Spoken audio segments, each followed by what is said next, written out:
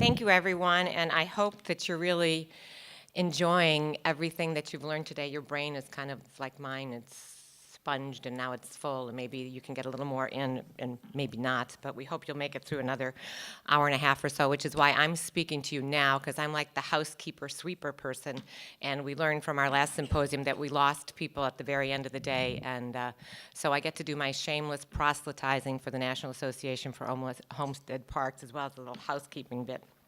For me personally, today has been so interesting. As a child growing up in the 50s and 60s in a little suburb of Boston called Belmont, we had the great luxury of living on a little dead-end street, and it wasn't all built and developed yet. And my 5 brothers and I used to spend an awful lot of time outdoors, and we had a woods behind our house that we could just go up past the next house, and off we'd go. And they had a stream, and we had the rope swing, and we got filthy and gross and just had the best time. And my mother would lock us out and say, "Come back when I ring the bell for dinner." And that's what we do, because that's what she told us to do, and so we obeyed. And we just had the best time, and that was my childhood growing up like that. And I have 4 sons and have had the great luxury of being able to live in suburbia, and they had great yards, and we lived in little towns that had nearby parks, and they're just old enough that they could get on their bikes and go, and you didn't fret and worry about bad stuff happening to them, and stranger danger was not something that we ever talked about. But I do know in a very real way that children today just don't have that kind of access to parks, and you all have spoken of it. And I spent many years living in Detroit and working with Belle Isle, which is a Frederick Law Olmsted park. It's an island, the only island he ever designed, in the middle of the Detroit River. And there are children in Detroit who are brought down to the park on water days, they call it, because those kids who live within 2 miles of the Detroit River have never seen the river. And it's much like what other people said, the picture we had of that little boy this morning with his hat on who'd never been in the park.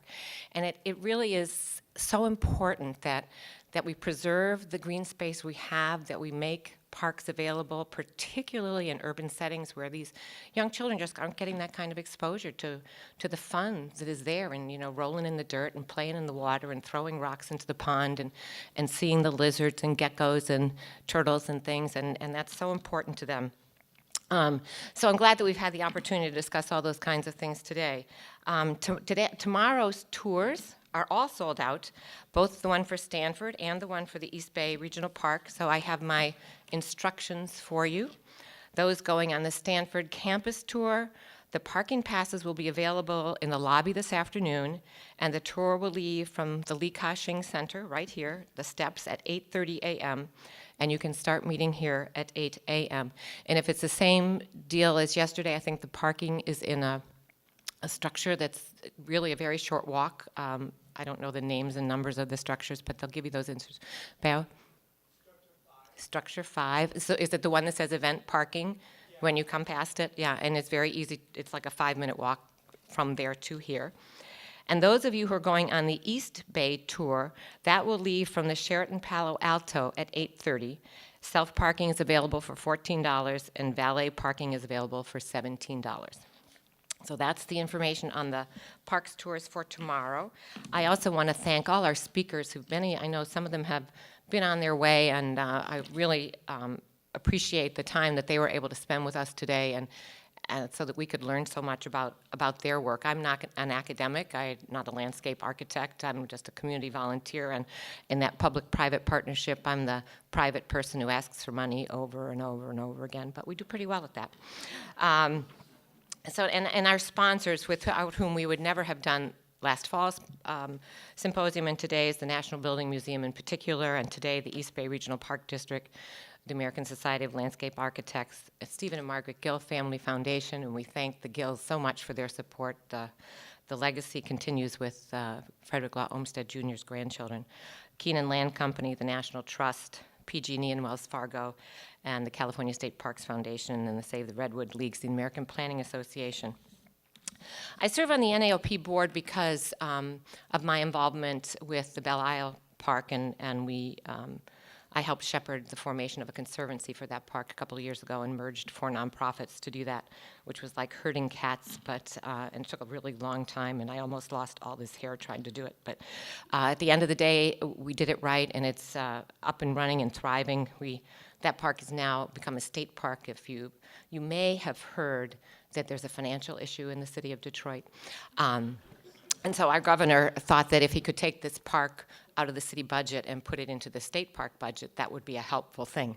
Well, no good deed goes unpunished, and it took a year and a half for that to happen. But people ask me, so how is that? And it's like the best thing that ever happened, because the state actually has a little bit of money in its budget, whereas the city had nothing. So that's how I came to the NAOP, through the advocacy work I did for Belle Isle. And the NAOP has worked since its inception in 1980 to preserve the Olmsted legacy and to be a resource for those who wish to preserve and revitalize historic landscapes, and as well create new green spaces to build healthier, more livable communities. Healthy parks, healthy people. You hear it over and over again when you are with park advocates. And we're a coalition of design and preservation professionals, historic property and park managers, scholars, municipal officials, citizen activists, and representatives of numerous Olmsted organizations. We are thrilled to have been able to bring some of Frederick Law Olmsted Jr.'s work to the forefront, like many of you. I thought that some of what Senior did was actually work done by Junior, and some of what Junior did was actually work by Senior, but no man can work for 100 years and do 6,000 designs. So it was the two of them who did that. So I encourage you, if the NAOP board would just indulge me for a minute, would you stand up so that we can just point out who is on the NAOP board? We have lots of our board members present. We'll have a board meeting on Saturday. Thank you. And should any of you others have questions about the NAOP and the work that we do, please be sure to address me or the other board members, or David Glickstein, who's been out at the desk working all day long. Membership brochures were distributed at registration, and we're happy to provide more should you need them. And I think that is everything that I have to share with you this afternoon, except really from the bottom of my heart, thank you so much for participating with us. And it's been a real pleasure to be able to listen to all these presenters today and to learn so much about Olmsted's work in the West. Thank you.